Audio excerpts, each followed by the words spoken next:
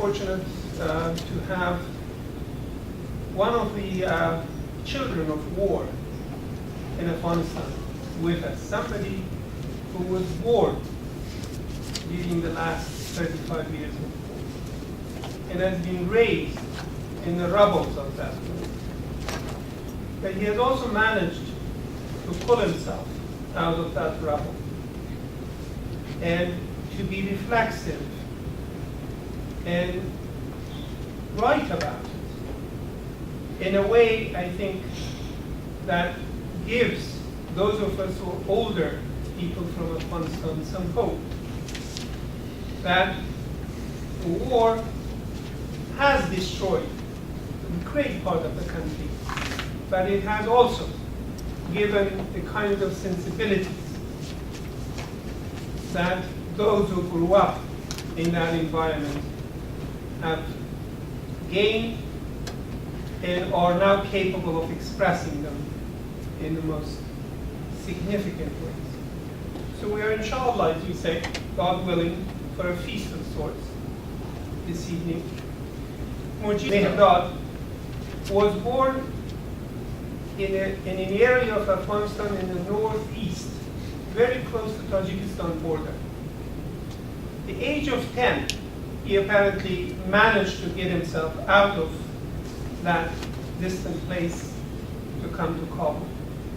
So he has spent most of his life, at least 2/3 of it, in Kabul, and managed to go through school and eventually enter Kabul University and earn himself a bachelor's degree in Persian language and literature. He has also served in his short life, as it seems, already 14 years.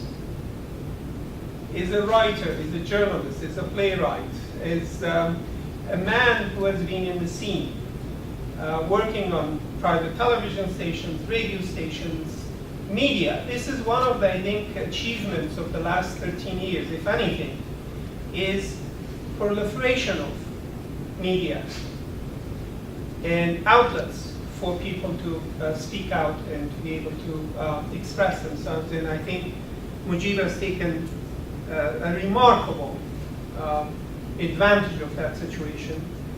Just to name a few of the collections of his poetry gives you an idea of how a young man of 30 years of age would produce so much. And the names perhaps give you some idea of the kinds of issues that he's tackling in his poetry. The first collection he published in 2007 is called Gladiators Are Still Dying. Again, in 2007, he's apparently done also a lot of research on Rumi. Most of you are familiar with Mawlana in his poetry, and he has done a lot of research on that and written. Also in 2008, published a collection of his poem named Fishes Have Fled from Our Veins,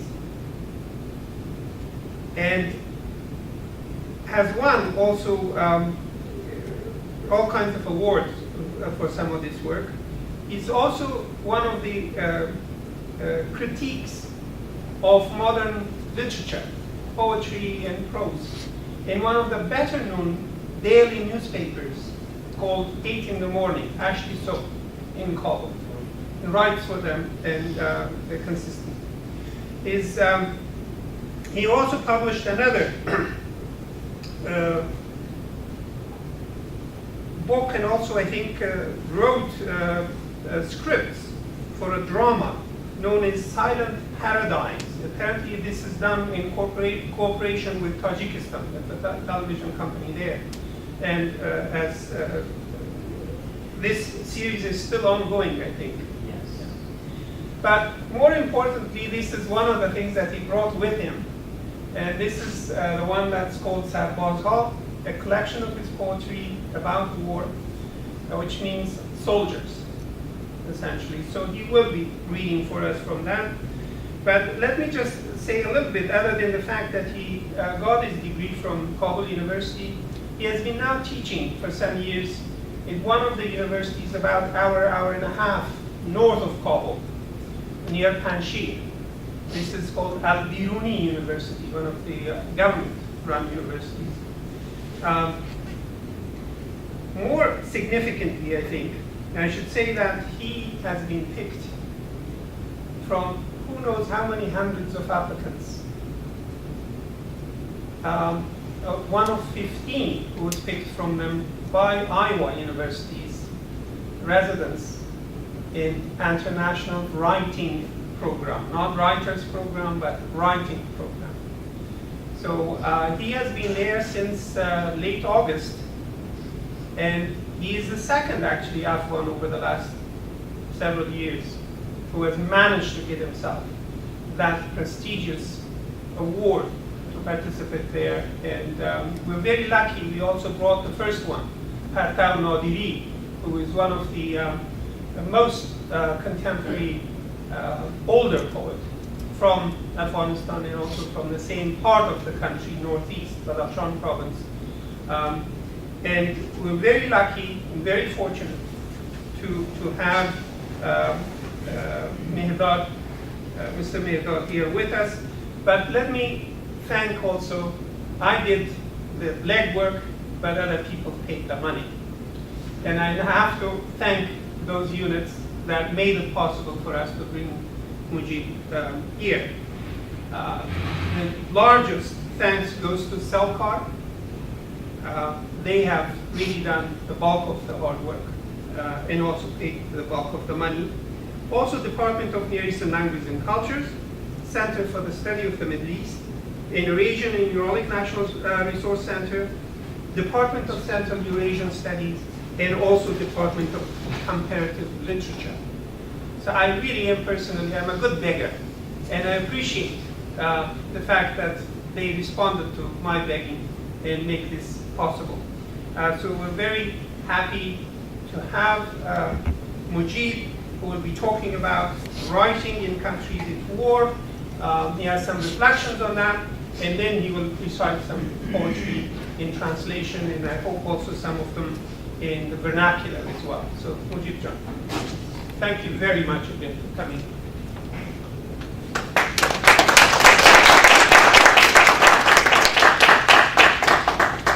Thank you very much. Thanks for your coming. I feel myself fortunate. I'm here and I'm reading for such a Speak a little audience. Thanks from Professor Sharrami and from other friends that they have tried. And the result of their hard work is happening this week. I will start with a topic about war and literature, or war and poetry.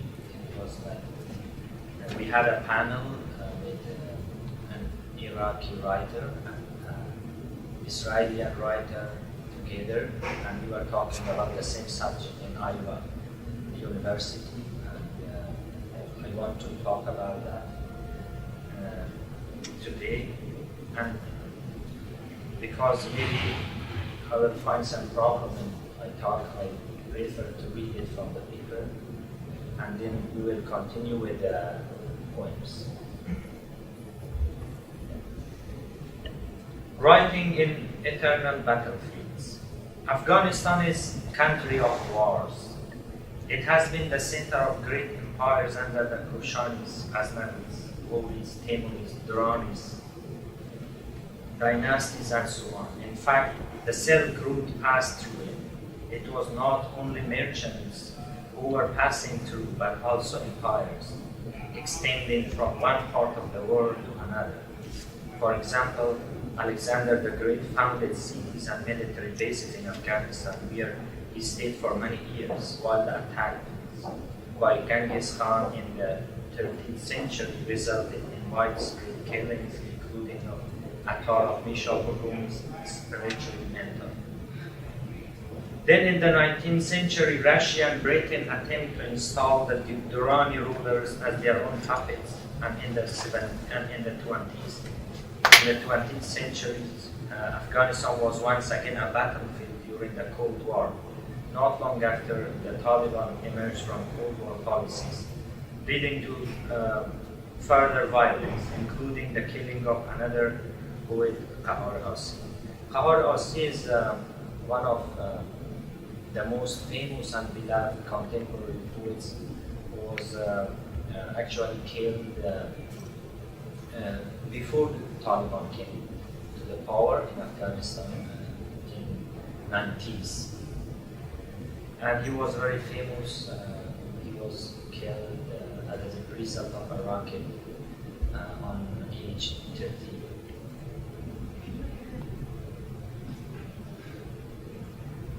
All these coupled with Afghanistan's ethnic and language diversity, which were revealed and exacerbated by the civil war of the 90s, paved the way for neighboring countries to interfere. War in Afghanistan has always been a proxy war, never our war. War. Can't hear. There are, can you hear me? No? Sorry. There are old people here. War. Two leaders sleep in two beds. Two soldiers exhausted in two trains. Two leaders laughing at the negotiating table. Two flags on the grave of two soldiers. It's a part of a poem by Sami Hamid. He is one of the most famous contemporary poets. Now he's living in Denmark, but he's going and coming to Afghanistan and out. War is the result of the collapse of moral order, but sometimes I think that when we become violent, we return to our origins. War is part of mankind's being, and his will to war is something conscious. Human beings are responsible for the circumstance they or others live in. It is why we all play parts in wars, just as Sartre blamed himself for the Second World War. This illustrates how will to war is the other side of the will to live, with greed as a constant motivator. Throughout history, every conqueror has sought wealth for their empire in order to prove their supremacy over all others. The history of mankind is therefore the history of war. Today, mankind remains prisoner to this greed, with the only change being in the way wars are portrayed. War and literature. Literature is produced in time of both peace and war. War dramatizes life, and these sad dramas are all about mankind's quest for basic rights. War gives literature a special taste and quality, because war created special human beings. It destroys the bodies made by God, and it creates its own deformed or reformed bodies, giving birth to another kind of behavior. War has permanent consequences. This is why our behavior today is linked to what happened to our ancestors during the Genghis Khan invasions. Our bodies are new, but our souls belong to the past. Writer's position. Here is another poem, it's mine. Mankind is shameful with his ethics. Even his defense is shameful, for he inevitably shoots at someone who was inevitably invaded. Writers take position in war. This can be for or against war. Writers in the first position totally reject the war and bear witness to its destructive force. This is known as anti-war or peace literature. The other angle is praising war. In this context, war relates to values such as patriotism and the struggle for freedom. In this case, literature is instrumental to the stimulation of the masses. Resistance poetry can be against war or in praise of war, the latter changing it into a holy war through poetry or fiction. Another kind of resistance literature encourages civil action and struggle against censorship within an autocratic government. But there are also writers who justify government brutality in war. In Afghanistan in the 80s, some poets justified mass killings by the People's Democratic Party of Afghanistan in the name of preserving Marxist-Leninist revolutionary values. For them, literature was like an instrument of propaganda and publicity. The static effect of war. Two quivering grenades on your breast. How beautiful is your suicide brow.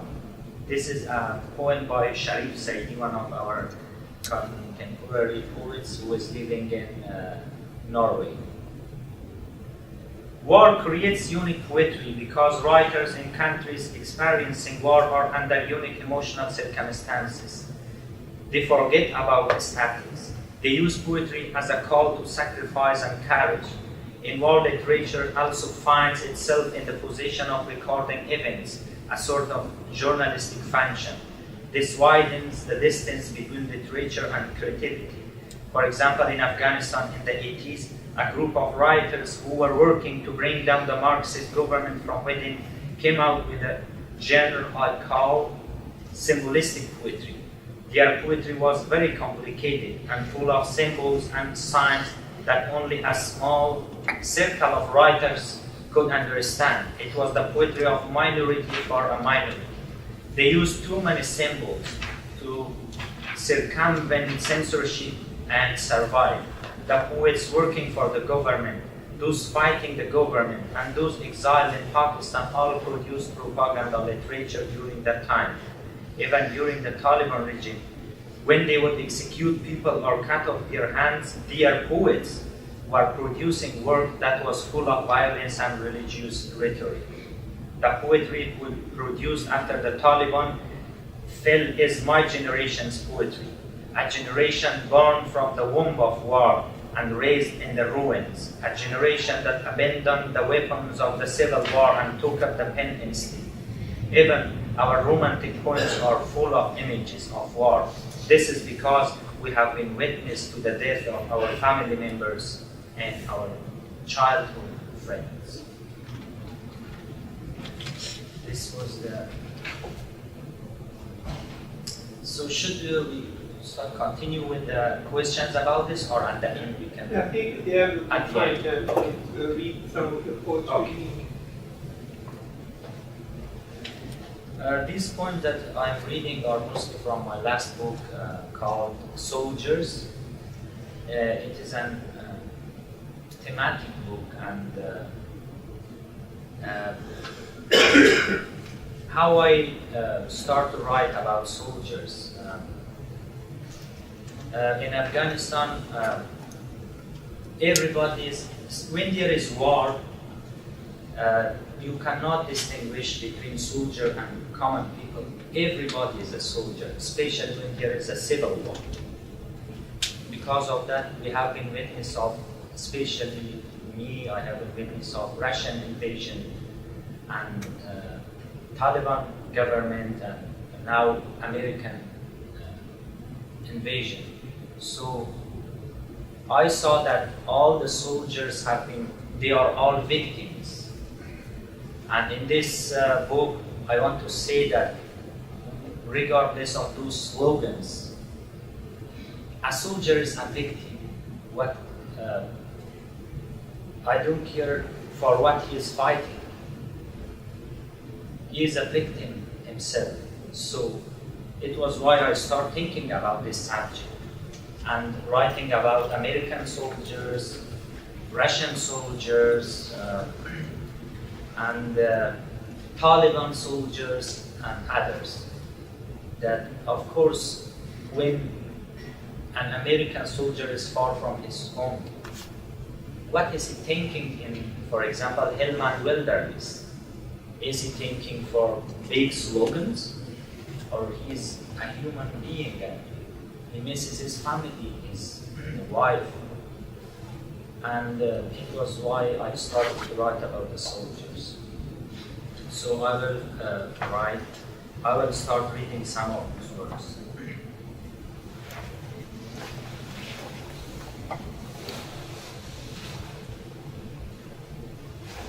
When I turned my face, I saw water flowing down cheeks, bullets raining on roofs, and in eyes there was a huge hook by the flames. How can kisses find lips in a city where wolves and bullets pounce as living things move? I saw your naked feet on the hard ground, and fresh shrapnel on the ground ensconced in stone, and in the holes looking for hidden light. Shrapnel was tearing flesh and leaves and rivers, so that inanimate nature had its share. I turned my face. There was a heap of rubble, and not a city.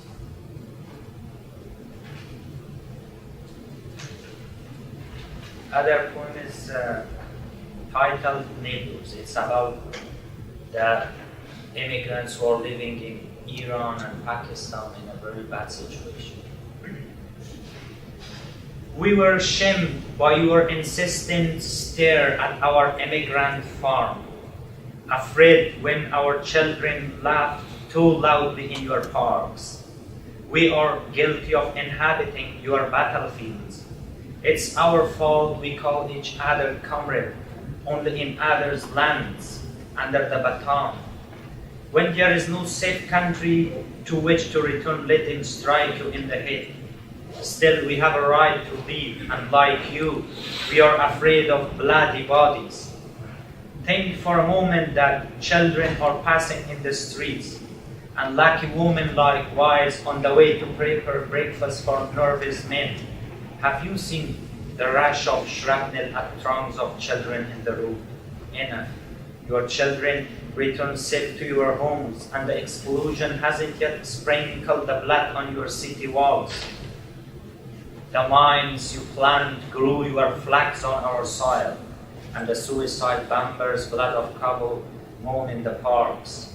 Our blood does not speak of anyone, and beneath cabinet members' cars streaming silently on its way to the presidential palace, it dries under the hot sun.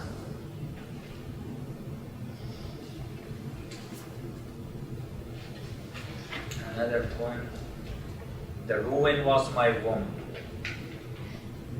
The ruin was my womb. Malformed were all from there. We didn't even bring our tombstone from elsewhere. War, our and other soldiers' hobby, that passing time was only changing their ships. Nothing else was changing. Sometimes we were changing our commander's dominion by our hands and breath, and tombstone was heavy on the breast of some of us. Time was not changing on the standing waters. There was not a wave that could turn the moment into the other side. And we were distinguished by blood from the color of our homeland. And the blood was also separating us from the present. We cannot get rid of ruins, and only grave can hide our bloody hands. When we talk about the woman's cheeks, we say crimson bleeding cheeks. If we want to talk how they dress, I would be charmed by their torn clothes, and their screams are the only thing that overcome my nightmares. They were on the windows, those who were observing the bees' moves. Some of us were jumping from the windows, and some were falling from the roofs. We couldn't get out of our womb. We should have fed ourselves with blood.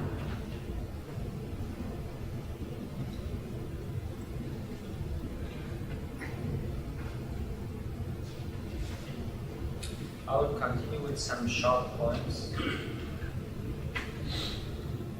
Women and children are howling, and no one can hear them from the earth. Afghanistan is a place on Mars. Young mothers. Suddenly, my dolls start crying and calling me mother. Real tanks. There was not a plastic tank in all village. Now we are all on the way to the village on a real one. And the last one was when I wrote it when Malala was shot.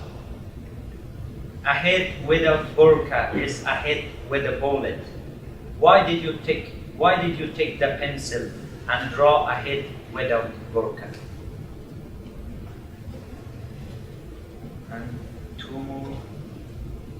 longer.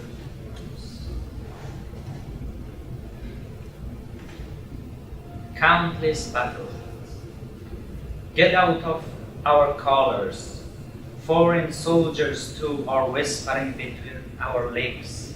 Inside homes, warriors and children eat their evening meal in a combat zone. Your weapons stash is in my ear. Your battalions crawl across my skin. That's why helicopters are circling above my head. My body, beloved land, now famous for marks of boots and whips. Shrapnel kisses yours, caress of fire is yours. Last, the only trench to shelter freezing hands, and molten tanks with your long snouts crowding from everywhere to drink from small streams of blood. The infantry spread around this time. This time a different soldier kicks down my door to find my body in my own house. In such days all those shattered, and last amid bullets and blood, recognize the virgin city, and the city amid bullets and blood embrace the young soldiers who have no mercy when they touch.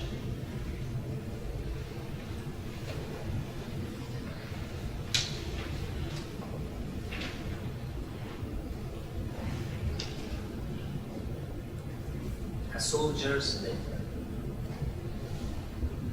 It's about an American soldier who is sending a letter to his wife somewhere in the Mississippi, close to Mississippi River. I was writing this poem when I was in college, and I didn't have any idea about the Mississippi River. But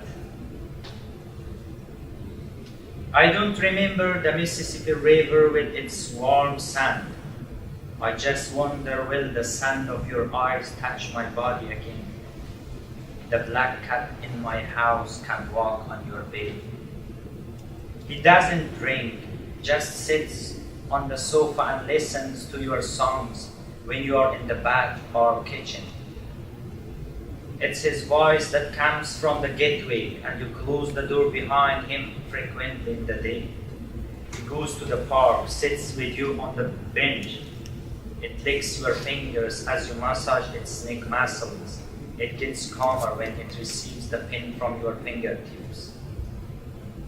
Flower pots that we bought harm their flowers when we are out. And if we don't open the windows, rooms spread their poison. It's called Hellman, a wilderness lit by thousands of stars at night.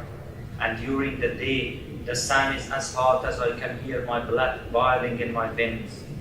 Hard men live on the edge of this wilderness, and women move like ghosts through the cornfields, hiding their faces even from sunflowers.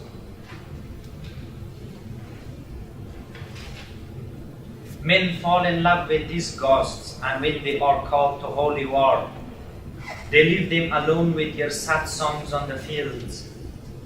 The woman passed the time looking at the herbs, touching them, like you touch my foot each morning with your lips. They don't have a photo to touch. They work like you, but in blazing fields that also belong to the snakes. They care for the heads of children. They work hard in those fields where perhaps it was their lovers who planted mines. Like you, they treasure the details of daily life. Sense in their fields, in your house, love rests like a mist over everything. And the last, how a poet finds calm.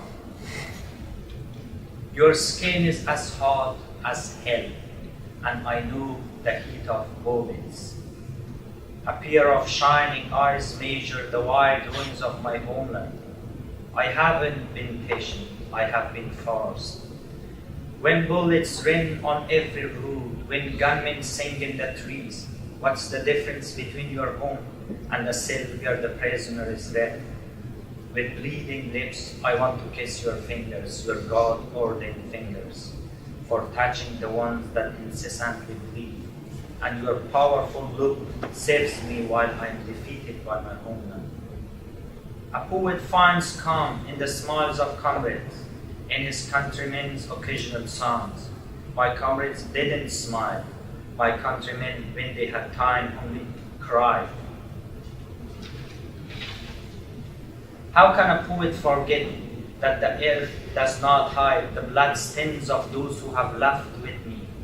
You depend on me, like the warm blood streaming over my skin. You are close to me, like the blood that touches me, loving. Thank you very much.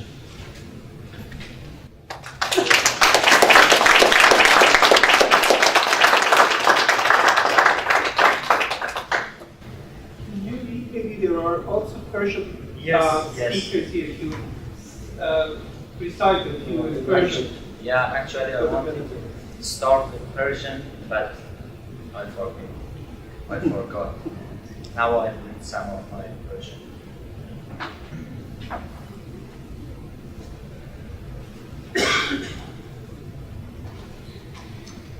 میدان‌های بیشمار جنگ، از گریبان‌های ما خارج شوید. نجوای تفنگداران بیگانه در میان پایمان هم هست. در داخل خانه‌ها جنگ جویان کودکان، سفره شام درون میدان جنگ. انبار مهماتتان در لای گیسویند، جنبش‌هایتان روی پوستند. برای همین هواپیماها روی سر من چرخ می‌زنند. تن من، سرزمین محبوب من، شهره از نقش چکمه و شلاق، بوسه ترکش از آن تو، لمس آتش از آن تو. شیارهای شهوت پناه می‌دهند دست‌های سرماخورده را و تانک‌های گداخته با میله‌های بلند از هر کجا برای نوشیدن دریاچه خون می‌آیند. پیاده نظام در تمام محله پخش، این بار عسکر دیگری دروازه‌ام را می‌شکند و تنم را می‌یابد در خانه خودم. در چنین روزی همه درها می‌شکنند و شهوت در میان گلوله و خون بکارت شهر را می‌شناسد و شهر در میان گلوله و خون و برمی‌کشد سربازان نوبالغ را که ذره رحم ندارند وقتی لمس. سرم را برگرداندم و آبها را در طغیان دیدم روی گونه‌ها. آب‌هایی که باید در گریبان زمزمه می‌کردند و ته می‌نشستند پس از آن. گلوله می‌بارید بر بام‌ها و در چشم‌ها امیدی نزدیک و زبانه‌ها یک آتش بزرگ. چگونه خون بوسه می‌یافت لب‌ها را در شهری که گرگ‌ها و گلوله‌ها می‌جهیدند و سمت هر چیزی که می‌جنبید. پاهای برهنه را دیدم، پاهای برهنه را بر زمین گرم و ترکش تازه در زمین، در سنگ و در سوراخ‌های دیوار شاید زندجان مخفی را می‌جست. ترکش‌هایی که در میان شاخه‌های درختان فرو می‌رفتند و آواز برگ‌ها برمی‌خاست یا دریا را می‌دریدند و طبیعت ساکت هم سهم می‌برد. سرم را برگرداندم، تلی از خاک گرم نشد و آب‌های خلیز و خون از جریان باز ماندم. Thank you very much.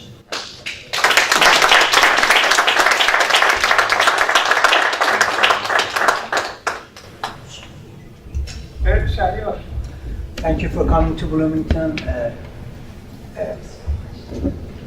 Mr. Mehdad, your poem were like modern poetry. Do you have anything in rhyme too? شما الان شعر نو بیشتر کار کردید. شعر مثلا شعرهای دیگه هم دارید به سبک قدیمی مثلا غزل یا مثلا غزل؟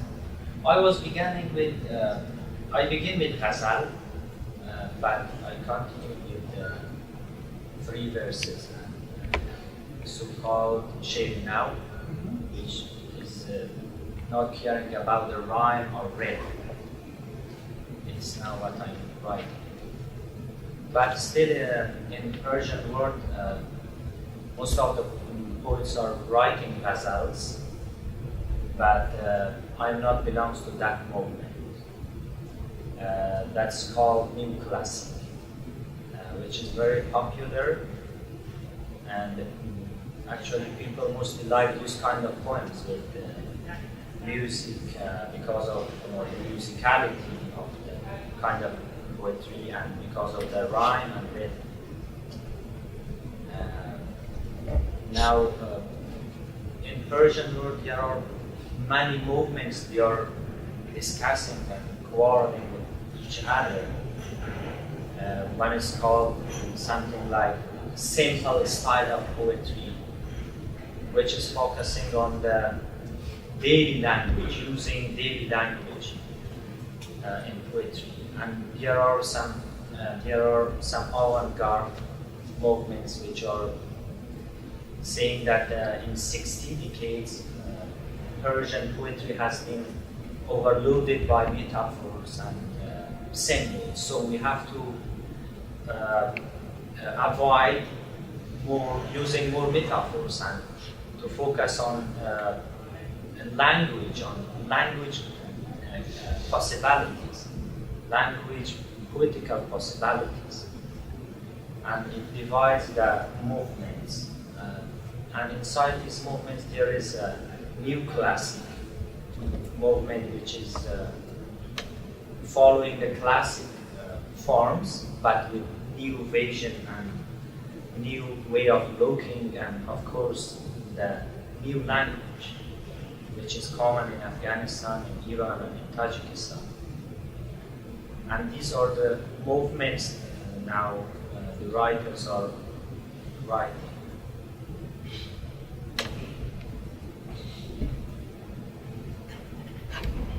You started out by saying that all soldiers are victims. I thought that was an interesting statement. Can you expound on that and maybe start by saying what soldiers are victims of?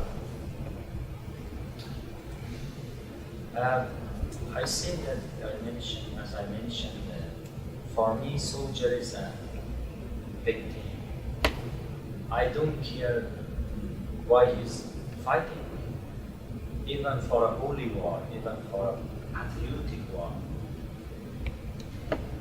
I reject the war totally. So I think there is, as I read one of my small part of my poem, even the war for defense is not something to be defended, to be justified, because you are shooting in somebody, he has invaded comfort zone. The wars are between soldiers. As I read a poem of Sami Hamid, the leaders are, no leaders die in the wars. There are always soldiers are dying for uncertain results, for some slogans, and we doubt about the reality of those slogans. This is what I'm thinking, and why I'm thinking that the soldiers are victims, even they are fighting for any kind of ideology. I'm against war at all. Yes. Don't say that too loud in this country. Here we pay for them to be wounded and killed. Now they have something called Wounded Warriors. Have you heard of this project? Now we have to pay to fix them after we already paid so that they were crippled. Just I want to mention something, because I'm creating a. I'm not. Your soldiers are fighting in Afghanistan, and I had a speech on.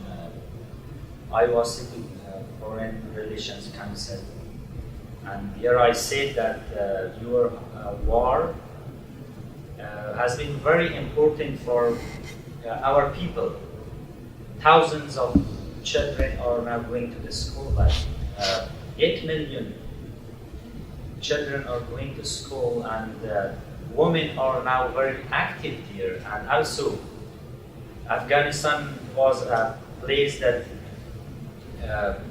international terrorism was there. They formed a government here. They had a government, and they treat all part of other part of the world. So it doesn't mean that your war in Afghanistan is something meaningless. Of course, it is very important, but I'm talking about my own thinking about the war, my personal way of looking at war. But sometimes, of course, the war saves the life of thousands of people who are in danger, whom they are in danger, and yes. I don't know if you are convinced. One of the statements you made very early in your presentation was that the cause of war is collapse of moral order in society. Yeah. Could you please talk a little bit what you mean, and if you could elaborate Yeah. how that applies to the situation in Afghanistan? Because the past generation in Afghanistan, they are always talking about that golden age on 60s. For example, people of Afghanistan, the level of violence has been very low on that time. People has been very friendly to each other. But after the 30 years of war, now we are facing with a different way of behaving and moral order, which is based on violence, and people are not patient. People cannot tolerate each other. I think the war has a permanent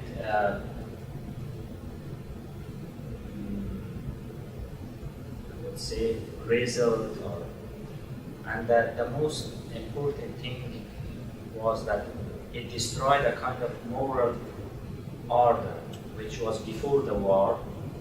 People were feeling very friendly about each other. They were living more honestly.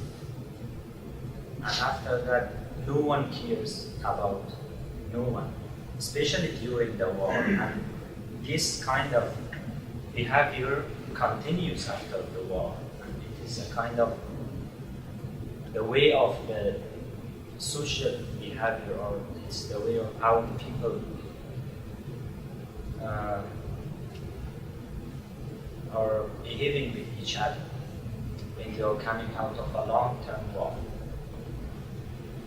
My question is, I was listening to your lecture carefully. You mentioned about American invasion, Yeah. Russian invasion, Taliban invasion. What about Mujahid? What I thought? Just, I think, yeah.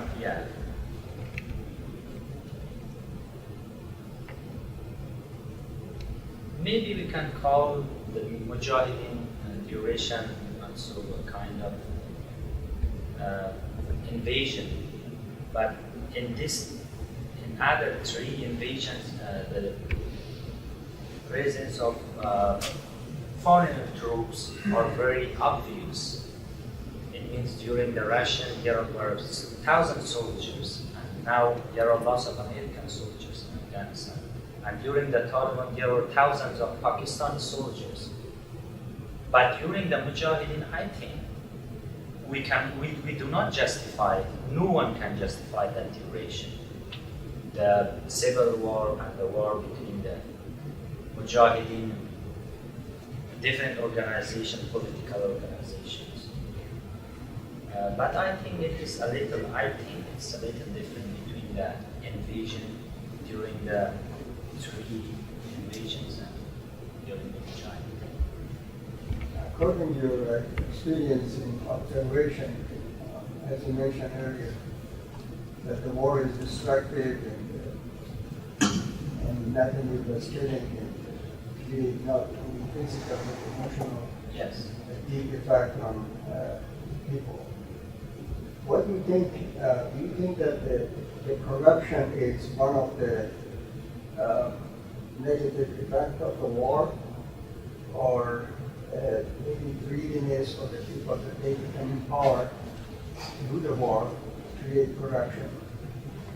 Absolutely. When I'm talking about the collapse of moral order, I'm of course referring to the huge corruption which is in Afghanistan, because everybody is thinking about her or himself a self-interest, personal interest, and the patriotic feelings have gone. For example, during the communist government, there was, of course, they were killing massively, but they were very loyal to their values. The level of corruption was very low, and the level of the social services were better. But nowadays in Afghanistan, it's like everybody's only $10 billion has been disappeared inside the government, by the government. And it shows it's a kind of collapse of moral order. And more than $100 billion has been spent in Afghanistan, but you do not see that change that we were expecting. It means that there's something is wrong here. And of course it's coming from the collapse of moral order. How about growing opium? Are those any elements among the government that they are supporting as well as the international mafia? That in the past, Afghanistan history, there was not that much opium grown, but right now it's number one. Do you think that the other countries or mafias?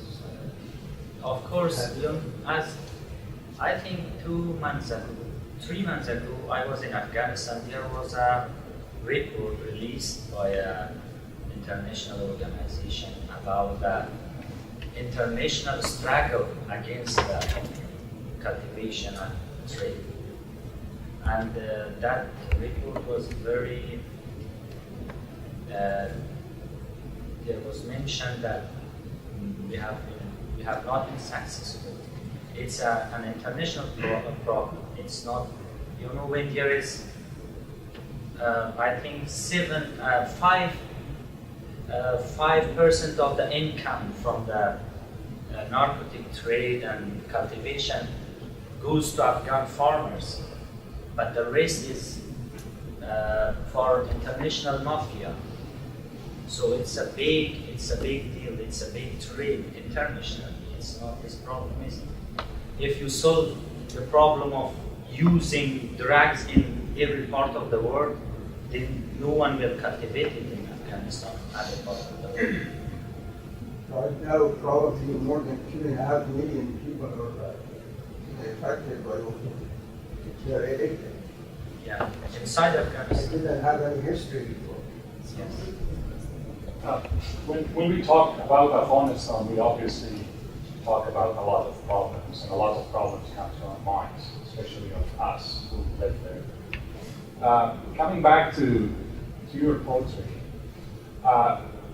as a young poet, do you find poetry as a good way of connecting with people?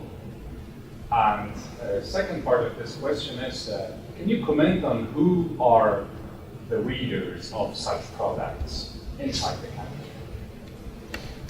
Actually, I'm very hopeless inside my country because we don't have large readers for poetry. I think it's a worldwide problem. Mostly they're reading novels more than poetry. In Afghanistan, they are not reading. They don't read novel or poetry. A small minority of people who are living in big cities, they are studying. A small minority of them. But I'm using poetry as a for an international audience to talk about Afghanistan through poetry. I think the literature is the most reliable source of what's happening in some part of the world. I don't believe in media. the media most of the time they are creating a wrong image of the situation. But I think literature is history without lie, history without lies. So it is why I have chosen the poetry to talk about Afghanistan. Unfortunately, I have this opportunity to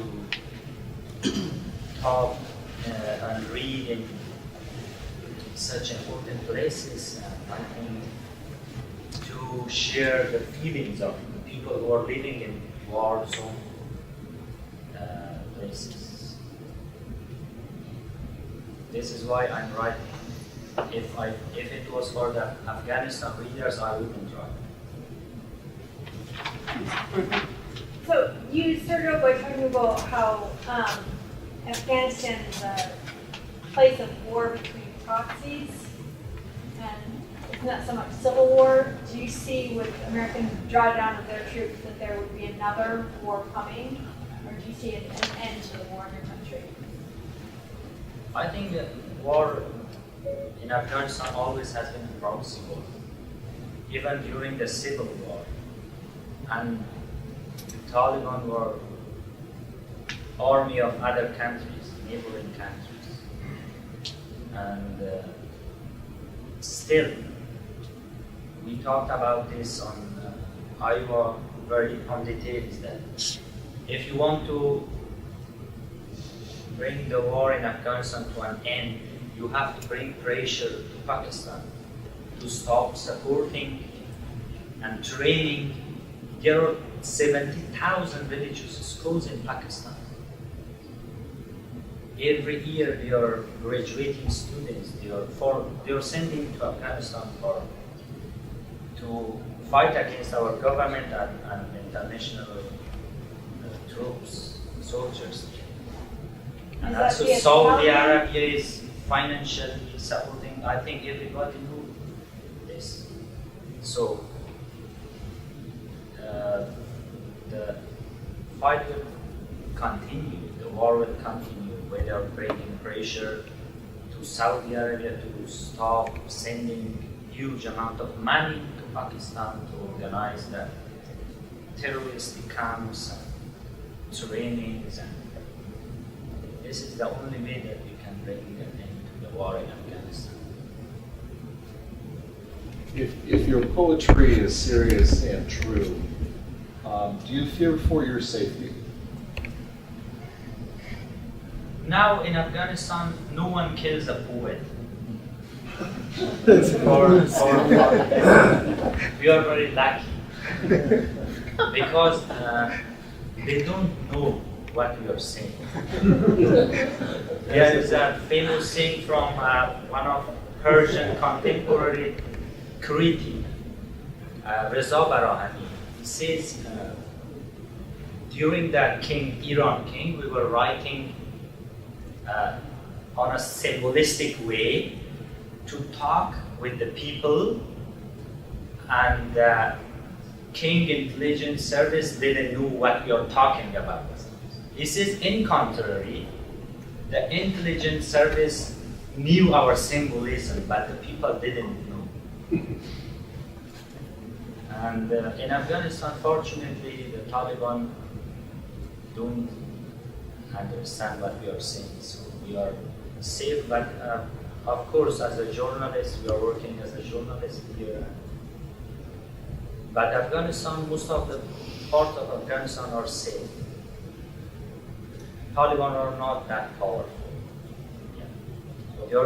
They are focused mostly on roadside bombs, suicide attacks, and they don't have like districts or provinces. They don't have. It's always hard on first listening to digest your very vivid imagery. But one image that kept recurring, especially in your long poems, was the image of shrapnel. And shrapnel, I know, is sort of an everyday reality. But I'm wondering if you give it a symbolic value that accounts for its presence in so much of your poetry. Yeah. I'm from those poets that I'm avoiding from the symbols. Shrapnel is shrapnel in my poetry. It's not a symbol.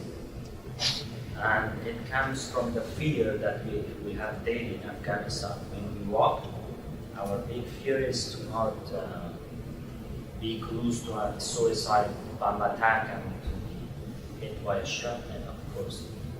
Most of the times we have been very close to the suicide bombs. So it is a permanent fear to be hit by a shrapnel. I think because the middle class in Afghanistan, in every part of the world, the readers are mostly coming from the middle class. During the war, we lost the middle class. The higher and middle class, most of them came out of Afghanistan. So now a new middle class is forming in Afghanistan. They are starting to read. We are optimists. Anita. First of all, sorry for coming in late. Thank you for sharing it with us. Something that I noticed is that you express a lot of empathy in your work. You give a poem from the perspective of an American soldier, your own perspective, as well as presumably the perspective of the people in Afghanistan. And I guess since you have been in Afghanistan, you've been in America, and to what degree do you feel like people in both of these places share your kind of empathy for the other side? You know, when an American soldier is killed in Afghanistan, in most of the part of Afghanistan, people are very upset. They knew that there is a mother and a family waiting for them, as they have this feeling for their own soldiers.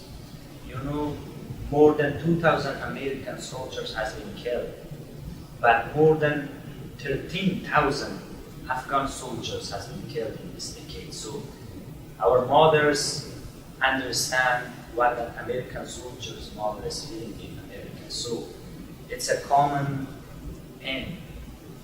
And of course, it was the same when I came to Afghanistan. When I came to US. I met people who were worrying about the situation in Afghanistan, about me. Are you returning to Afghanistan? I said, yes. Now it's better, and it is because of your sacrifice. Your soldiers sacrificed your supports, and please continue this support. Because as I said once, the security is not a national issue anymore. It's an international issue. If you want to be safe in your home country, you have to take care of some places out of your country as well. If you leave Afghanistan, your soldiers come out, Afghanistan can be again a center for international terrorism. And Pakistan and other countries are waiting for this. And of course, one of the reasons that Karzai didn't sign that security pact was to interfere of Pakistan. They wanted to, they have peoples inside our government.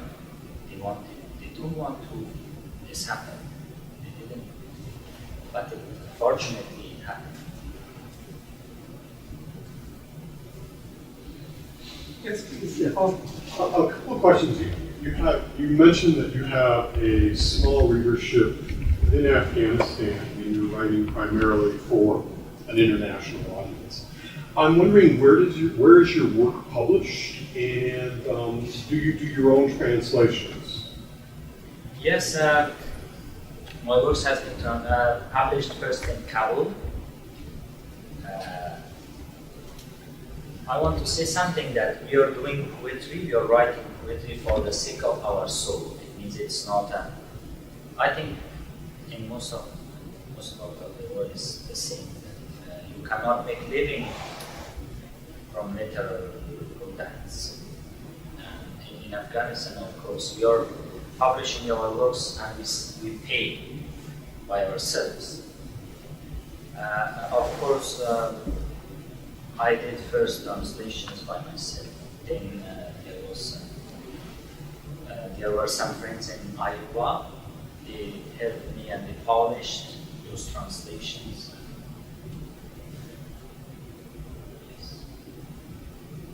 Valentino Russell. Yeah, Valentino Russell, he was the first American editor who edited my works before I came to America 2-3 years ago.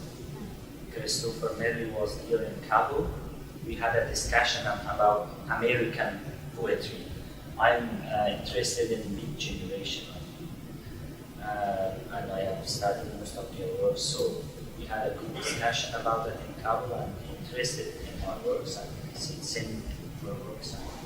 I sent some of my works, and then Valentino Russell had some polishing, and I think they published it with some online magazine.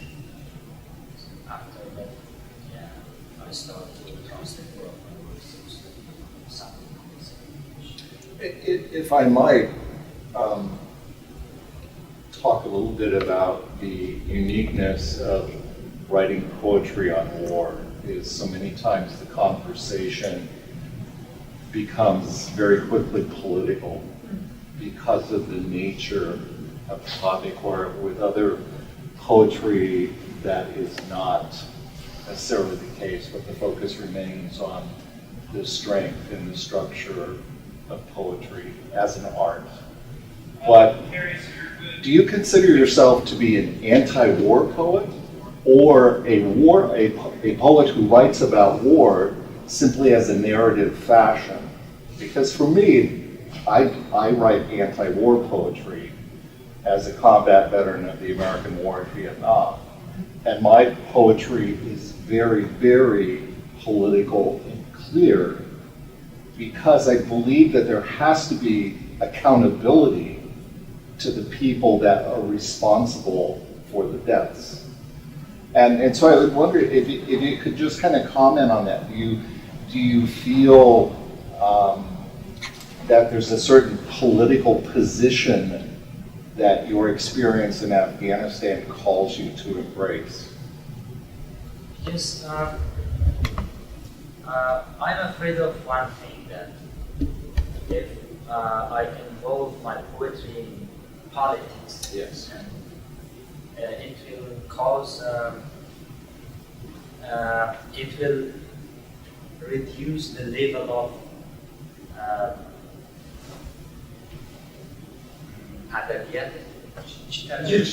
literary quality. It happened in Afghanistan. Yeah. Most of our social political poets, they start writing slogans. Yes, right. It is a bad effect of war on poetry. Yes. If you do not take care of your poetry. So I'm trying to keep a distance, okay, and look a little different. To not go, for example, to start talking with politicians through my poetry. I had some poems like that. For example, I was calling Karzai in one of my poems. I was talking with Karzai, calling Karzai. But I think those kind of poems destroy and bring the quality of work very low. And I'm afraid of them. right. So I keep my distance. Yeah, and I certainly agree. You know, that it is very problematic. But my earlier question about if you're going to be a serious and truthful poet, what gets priority, the art side or the politics side? And it is an unresolvable dilemma, but I think it's one that I, as a poet, always come down on the artistic political side, so that I want my poetry to stand as strongly on its own, but I refuse to sacrifice the political accountability, because that's why I write it. Yes. So. I think the most of the poetry that was produced during the 20th century, like great things like Pablo Neruda and Nazim Hikmat and other great poets in this century, they were great, of course, but most of their works are from the point of literal values. You're at a very low level. As a poets, we know this, but we are caring about it because of that other part of their works. They have written many bad poems, and of course, very a large amount of good poems too. I'm writing bad poems too. Me too. And I'm writing some very clear political poems and addressing Karzai, and I'm talking with him about many things. Of course, I write this kind of literature. I have a question. Thank you. Quickly, you know that the classic poetry is very, very famous in Afghanistan, accepted, and they have a lot of reading about Arozini Mori. You know, people do not understand why that poets start writing about new Arozini Mori. You mean that you are not writing about it? Why they are writing Arozini Mori? They are not like in Afghanistan. Oh yes. It is why they are writing, because most of the people do not know our modern poetry, because for 1,000 years they have lived with classic forms, so they are familiar with that forms, with ghazals. But when we forget about the rhythm and the rhyme, the people was saying that what is this? They didn't know the modern poetry, and we are writing about it to help them to enjoy from this kind of poetry as well. But of course, it takes time because they have lived like 1,000 years with that forms. I spent some time in Argentina. Your poems in English made me think very much of the ballads that they would write in Argentina, and often they would write them to music. Do you have any plans, or have you had any thoughts to put your words to music? I'm actually writing some lyrics for some singers too. I think that in Afghanistan, we have problem. The singers also expect a very popular kind of poetry for their songs. So it is why I don't kill just when sometimes they expect some poems from me. I write very fast and I give them something. But for example, in Iran, the poetry which is writing for the song is as serious as the poetry, as the modern poetry. And they have great songs. But in Afghanistan, it hasn't happened yet. And we are waiting for that moment to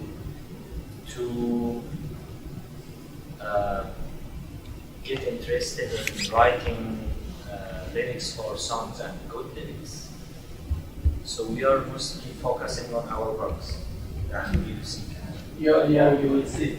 Yeah. Yeah, but is it not also true that in earlier periods or classical music in Afghanistan has used a lot of Rumi, a lot of very famous Beatles and many other important poets who have been versified and also brought into musical tradition. Yes. Do you think there is some hope? Is it something about the current music that cannot cope with new poetry? Is it also graded into? I think one of the reasons is that the people do not understand the new modern poetry. it was why our singers didn't refer to the poets to write modern poems. So they went and picked from classic ghazals. But I think there was a problem.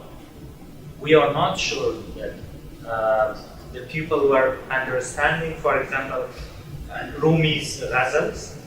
Ahmad Zahir, one of our greatest singer, he was very famous and beloved, like a legend. He was mostly singing the Rumi and Hafiz and others. But we are not sure that the people understand this, but he was singing or not. Of course, a minority knew, but I'm not sure about most of the people. They only liked the compose, the music, and the voice rather than poetry and words. So in Afghanistan, unfortunately, still people are referring to the classic poetry to sing than to refer to the new poets to write in new lyrics. One of the things you also suggested in your poetry was that our bodies are contemporary and modern, but our souls are in the past. Yes. Can you please elaborate on that? What exactly do you mean that our souls are stuck somewhere way back, especially on issues of war? I think it's, for me, with this amount of English, for me, it will be difficult to explain. Well, say it in Persian, then we'll see if you can hear. Okay, I will try to say it in English. Okay. I think that human beings their life is very short, but their behaves are linked with the past. Not only the past life that they have had, but the past generations' life, maybe 2,000 years back. And it is why I believe that our soul is very old. However, we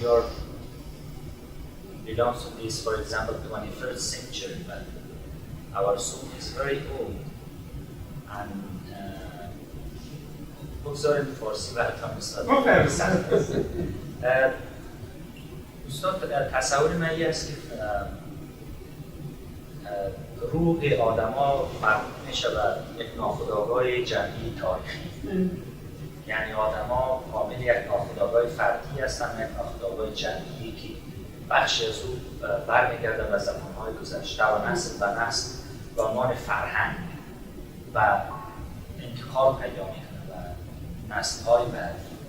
و به اون خاطر هم است که ما بسیاری از مثلا امروز ما درست است که مذهب یا دین امروز یک پدیده بسیار زیاد بالفعل است، ولی یک قوتی از برمیگرده به هزاران سال پیش، یعنی فرهنگ بسیار قدیم که هنوزم در ما زنده است و هنوزم رفتار و کردار ما را به حساب تعیین می‌کند.